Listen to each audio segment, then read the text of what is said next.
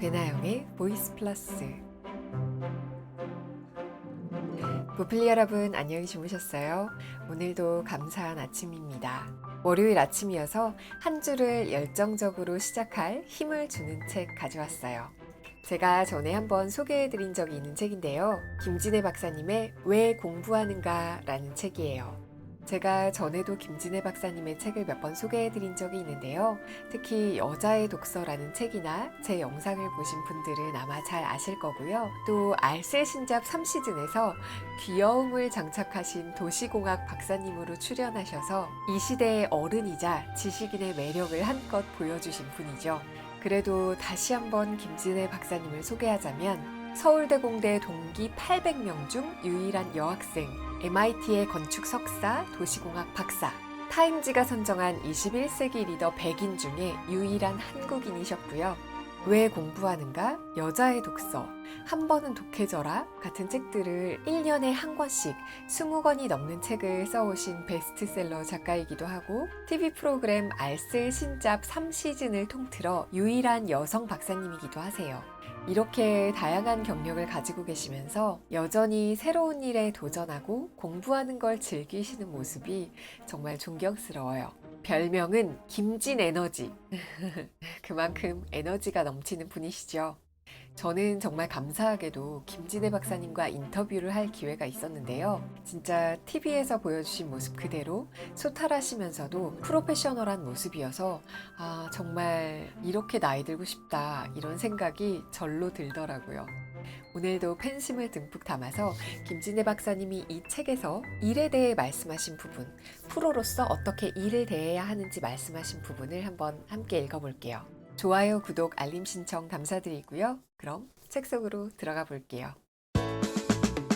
인생에서 가장 뜨겁게 물어야 할 질문. 왜 공부하는가? 김진애 지음, 다산북스. 프로로서 일에 소모되지 않는 비결. 비워야 채울 수 있다. 우리가 하는 모든 프로젝트는 우리를 텅 비우고 또 우리를 가득 채운다. 비워야 채운다 라는 말은 정말 진실이다. 사실 그럴 정도로 비우고 그럴 정도로 채우며 일했다면 제대로 일을 했다는 뜻일 것이다. 그러나 실제로 우리가 하는 일들이 우리를 그렇게 비우고 그렇게 가득 채우게 하는지는 의문이다. 현실적으로 프로의 생활이란 비우고 채우고를 생각하기는커녕 대부분 일에 치여버린다. 먹고 살자고 하는 일들이 얼마나 우리의 진을 빠지게 하는가. 아무리 여유를 부리려 해도 매일매일 처리해야 하는 일과의 양이 적지 않고 하나같이 우리의 시간을 요구하고 우리의 신경을 분산시킨다. 정신없는 하루를 보낸 후 멍해지는 체험은 누구나 가지고 있을 것이다. 주중에 정신없이 일에 치이고 나면 주말에 곤죽이 되어 완전히 뻗어버리고 다람쥐 쳇바퀴 돌듯 하는 일상과 거대한 수레바퀴 같은 조직 논리 속에 하나의 톱니바퀴로 전락한 것 같은 좌절감에 빠진다.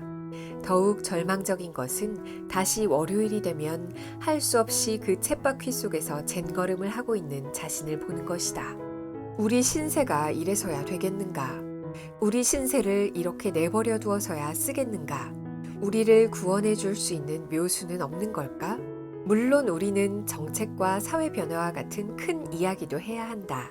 우리 사회를 어떻게 공정사회로 바꾸느냐, 어떻게 원칙과 상식이 지켜지는 사회로 바꾸느냐, 어떻게 갑과 을뿐 아니라 병과 정까지도 서로 대등하게 협력하는 사회로 만드느냐, 우리 사회를 어떻게 진짜 실력으로 승부할 수 있는 사회로 발전시키느냐 같은 큰 고민은 고민대로 해야 한다.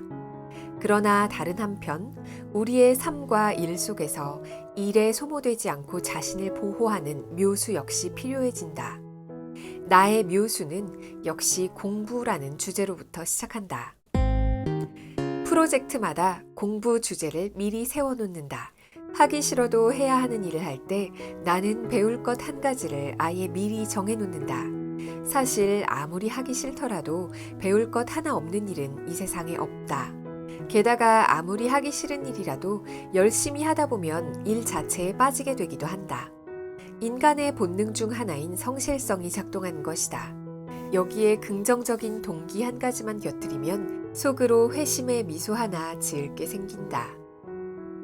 배울 것이라면 어떤 종류도 다 가능하다. 특정한 전문 기술이 될 수도 있고, 일의 전모일 수도 있고, 일을 풀어가는 과정이 될 수도 있고, 고객 기반을 넓히는 기회로 설정할 수도 있고, 미래에 같이 일을 도모할 동료를 눈여겨봐두는 기회가 될 수도 있고, 앞으로 절대로 피해야 할 상황이 어떤 것인지에 대한 판단력일 수도 있고, 아예 막장 상황이 어디까지 추락할 수 있는지 분석하는 태도일 수도 있고, 팀장의 역할에 대해서 평가 분석하는 기회일 수도 있다.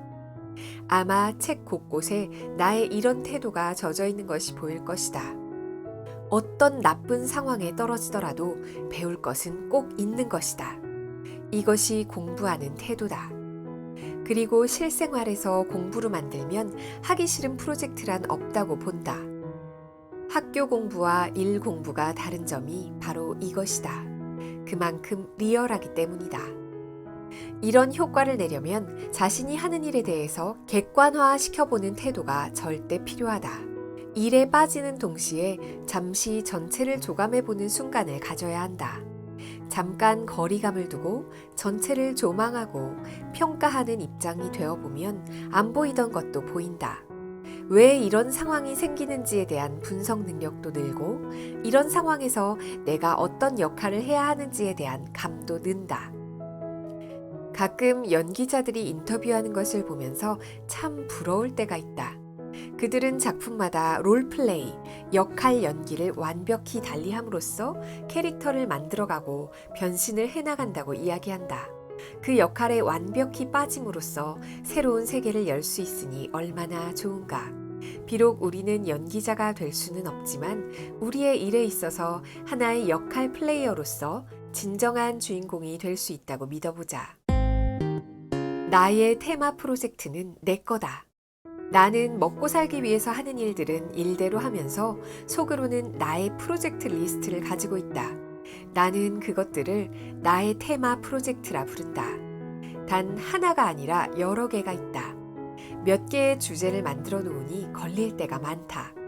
앞에서 이야기한 서울 프로젝트는 하나의 예다.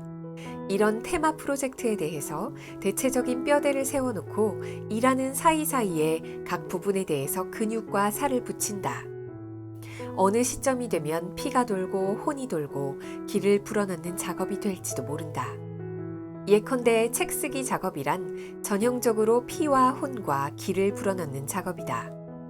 이런 과정은 비유를 하자면 하나의 책을 쓰는 과정일 수도 있고 하나의 모자이크를 완성해가는 작업일 수도 있다. 자신의 공부 테마를 정하는 태도는 무척 중요하다. 아마 이 책을 읽는 독자들은 내가 하고 싶은 말이 무척 많다는 것을 느낄 것이다. 한 사람이 할 수 있는 말이 얼마나 될지는 모르겠지만 적어도 남의 귀를 사로잡을 수 있을 만큼의 말을 이어가려면 끊임없이 공부하는 외에는 다른 방법이 없다. 어떻게 보면 나의 하루는 해야 하는 프로젝트들과 내가 하고 싶은 프로젝트가 끊임없이 교차한다고 보면 맞을 것이다. 새로운 자극과 새로운 자료들과 새로운 단서들이 생기는 하루는 아무리 피곤하더라도 은근히 보람차고 에너지가 솟아오른다.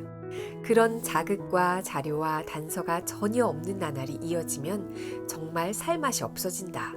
무언가 새로운 시도를 해볼 때가 되는 것이다. 하루 2시간은 온전히 내 거다. 자신의 공부 테마를 성숙시키려면 절대적으로 자신만의 시간이 필요하다. 수많은 외부 자극에서 벗어나 자신의 내부로 향하는 시간이다. 그런 시간을 어떻게 만들 수 있을까? 교수들처럼 몇 년에 한 번씩 재충전 시간을 가지는 사바티컬, 안식년을 받을 수도 없는 대부분의 직장인들의 애로사항이다.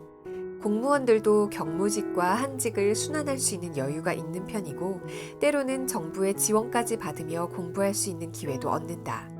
그런데 생존 경쟁 치열한 민간 회사에서 경무에 시달리고 먹고 사니즘에 시달리는 전문가들은 어찌해야만 하는가?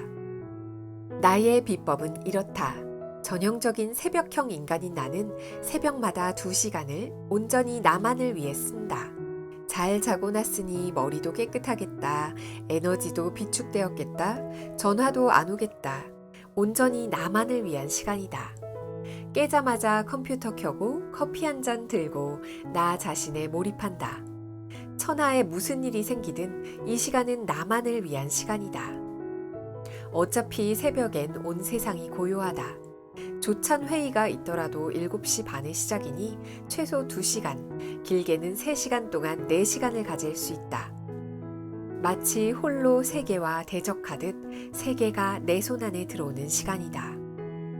이렇게 새벽 시간을 온전히 나를 위해 쓰고 나면 하루가 여유로워진다. 낮에 온갖 소모적인 일들에 부대끼더라도 좀 너그러워질 수도 있다. 나는 새벽형이므로 새벽 시간이 나의 시간이지만 꼭 새벽일 필요도 없다. 올빼미형은 한밤을 이용해도 되고 저녁형이라면 저녁 시간을 이용해도 된다. 꼭 2시간이 아니더라도 괜찮다. 하루 어느 시점에 온전히 자신만의 시간을 가지면 우선 소모적인 느낌에서 많이 벗어날 수 있다. 새벽 2시간이란 나의 에너지를 유지하는 묘수, 나의 공부를 이어가는 수법, 내가 끊임없이 책을 쓸 수 있는 비법, 그리고 나의 영혼을 지키는 비결이라고 할까? 3년에 하나씩 공부 주제를 정한다. 경제학자이자 혁신가로서 엄청난 저술가이기도 했던 피터 드러커가 프로페셔널의 조건이라는 책에서 3년에 한 번씩 연구 주제를 정했다고 쓴 적이 있다. 그럴듯하다. 요즘처럼 변화가 빠른 시대에는 주제를 캐치하는 능력이 절대로 필요하니 3년은 적절한 사이클이리라. 첫 1년은 배경과 문제들과 기존 이론들과 현황들을 파악하고 주위의 지혜를 듣는 데 쓰고 2년째에는 자신의 주제에 따라 증거를 수집하고 가설을 세우고 그에 대한 토론을 통해 검증하고 3년째에는 자신의 이론에 대한 반박을 경청하며 논리 정연하게 글로 옮기고 전체를 완성해보는 시간일 것이다. 3년에 하나씩 공부 주제를 정해놓는다면 프로 생활에서 일생에 적어도 10가지 주제는 깊숙한 공부를 하게 될 수 있을 터이니 만만한 내공이 아니다. 그래서 대가라는 말도 나오게 될 것이다. 학자가 아닌 나는 사실 훨씬 더 호흡이 짧다. 또 전형적인 멀티태스커로서 여러 주제들을 손에 쥐고 또 머리에 담고 일하는 편이다. 하나의 주제에 3년을 깊숙이 빠질 수 있는 환경이 부럽기도 하지만 내 힘으로는 어림도 없거니와 사실 많은 현장 전문가들이 이렇게 하기 쉽지 않다. 하지만 3년은 여러 면에서 아주 적당한 기준이다. 3년에 한 번은 다시 태어날 수 있고 새로운 시각으로 사회를 보게 만들면서 자신의 역량을 기를 새 기회를 찾는 것이니 말이다. 3년을 여러 방식으로 응용해 보는 것도 좋을 것이다. 3년 이상 한 자리에 있어 본 적이 없다는 사람들도 있다. 하나의 타이틀을 3년 이상 갖고 있으면 매너리즘에 빠지기 때문에 이적을 고민한다는 사람도 있다. 끊임없이 자신을 새롭게 태어나게 하는 방법은 수없이 많다. 매너리즘에 빠지지 않게 하는 공부. 3년 동안 주제 하나를 깊숙이 들이파든 여러 주제를 손에 쥐고 있든 이 모든 비결의 핵심은 매너리즘에 빠지지 말라는 뜻이다. 이미 아는 것에만 안주하지 말라. 잘할 수 있는 일만 하려 들지 말라. 하던 대로만 하지 말라는 뜻이기도 하다. 이것이 참 고민은 고민이다. 이른바 고도로 분업화된 시장사회에서 자기가 잘하는 일을 반복적으로 해야 이른바 생산성과 수익성을 보장할 수 있으니 말이다.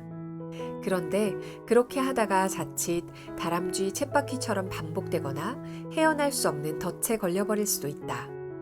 내가 기꺼이 인정하는 나의 단점 중 하나가 반복을 극도로 지루해한다는 것이라 나 자신을 반성하기도 하지만 사실 이렇지 않은 사람이 어디 있겠는가. 지루해지지 않기 위해 필요한 것, 그것은 바로 공부 주제일 것이다.